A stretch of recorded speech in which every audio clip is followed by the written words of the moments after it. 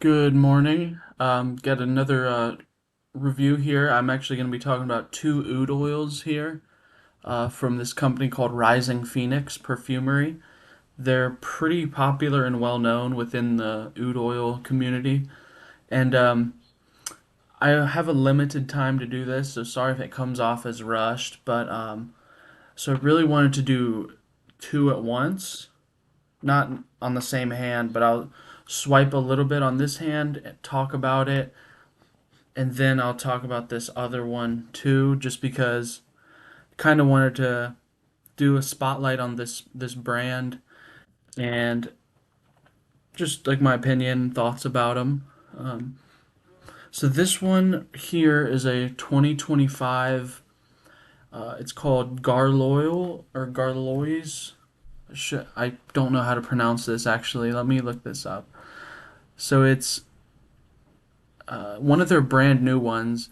It's a Hindi oud oil. It says Megala Garlois 2025, and I read about it, and it's from a 150-year-old tree, and it's from a single tree, and it's wild, so it's not cultivated or anything like that. Just a pure wild tree, which I find really cool and unique.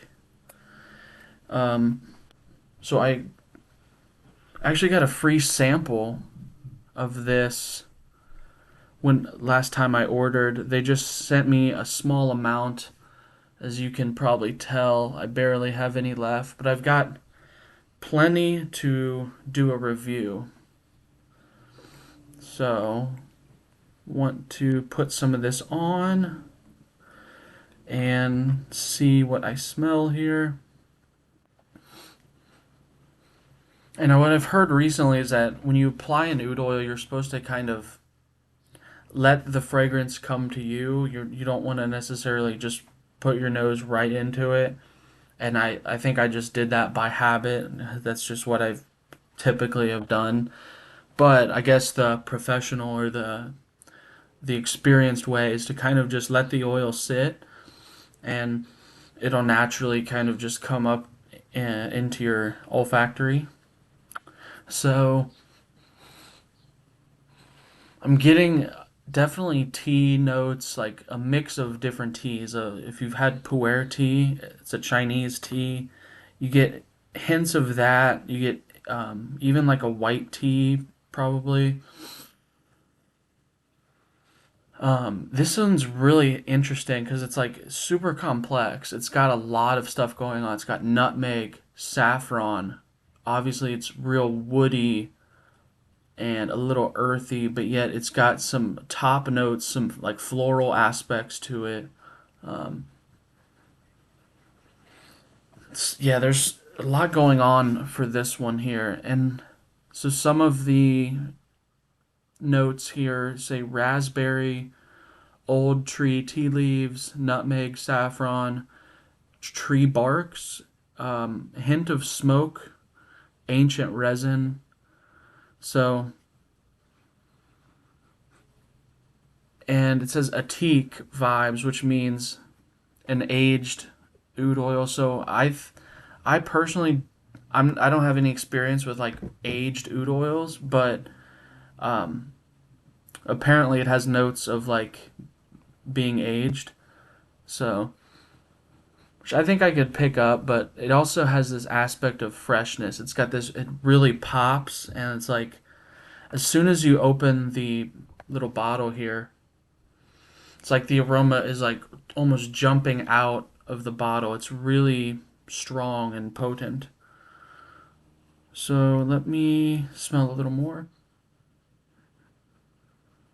Yeah, it's balanced, but yet super like complex. So I mean, this one, if you're someone who's really into oud oil, you might want to check this one out.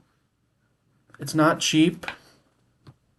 So with this company, what I've noticed is that they're not none of their stuff is really like cheap or super affordable, but yet with this company, Rising Phoenix, you get what you pay for. They're totally legit, totally professional, and like real enthusiast of natural aromas, and The guy JK is extremely knowledgeable. He seems like a really good guy, and they're really serious and very knowledgeable about oud oils.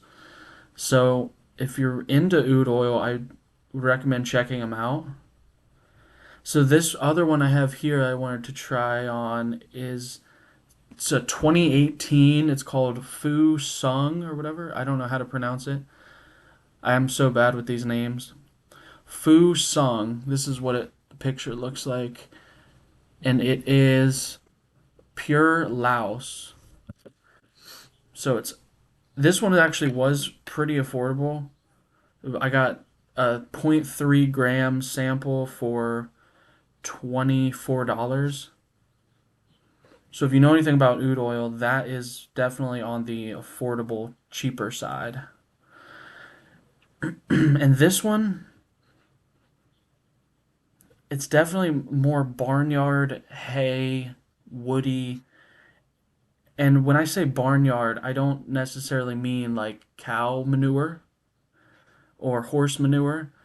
When I say barnyard, I'm more referring to hay, a little bit animalic, and then what are barns made of? They're made of a lot of wood. So you just get a really strong woody note.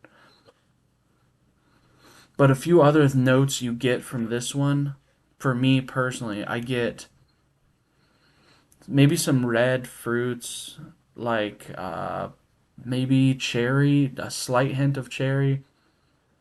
The other really strong notes I get are dark chocolate, like a bittersweet cacao, and maybe a really strong black tea, a Chinese black tea like Jin Mei, if you've ever had that. You get a little bit of that aroma here. So this one is one of those that is interesting enough to wear, but yet I wouldn't want to wear a bunch of this around like people necessarily because it does have some barnyardy, animalic funkiness to it. Um, but if I'm just around my house, I want to wear something, I can wear either one of these and enjoy it. But yeah, this one's really interesting. I think this one here on my left hand, this one's more expensive, and oh wow, it's more complex. It's got a really strong tea note here, a little bit of maybe citrus and floral, but still at the same time woody. And another note I get from here is pine, like almost like pine needle type of thing here. And when you contrast, when you wear them both, you can kind of go back and forth and you'll pick up more of the contrast. And I recommend if you're into oud oil, I highly recommend checking out this company. They've got some extremely expensive, really rare oils, but then they've also got some affordable, semi-affordable options. Um, they're not the cheapest company, but I think where they really shine is providing products that are real, authentic, and legitimate, like solid products. So again, it's Rising Pheonix Perfumery. I've tried around probably six of their oils, and I've really liked all of them. So, and then the other last thing I'll say, if you're someone who's maybe totally new to oud oil, I don't recommend just going and spending a bunch of money. I would definitely recommend maybe trying two, maybe trying one from one company, one or two from another company. See if you're interested in this type of fragrance.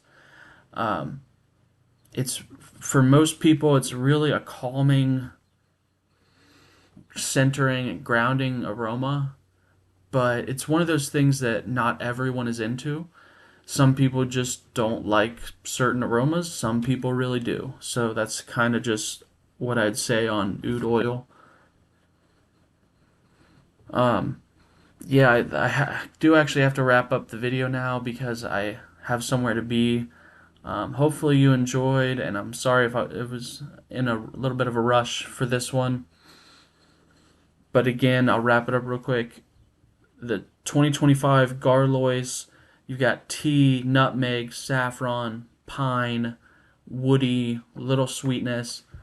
Then this 2018 Phusung, you've got dark chocolate, barnyard, hay, woody, a little bit of like a dark honey and black tea note on this one. So I recommend checking this company out. And if you have any questions, just let me know in the comments. And thank you for watching, and see you next video.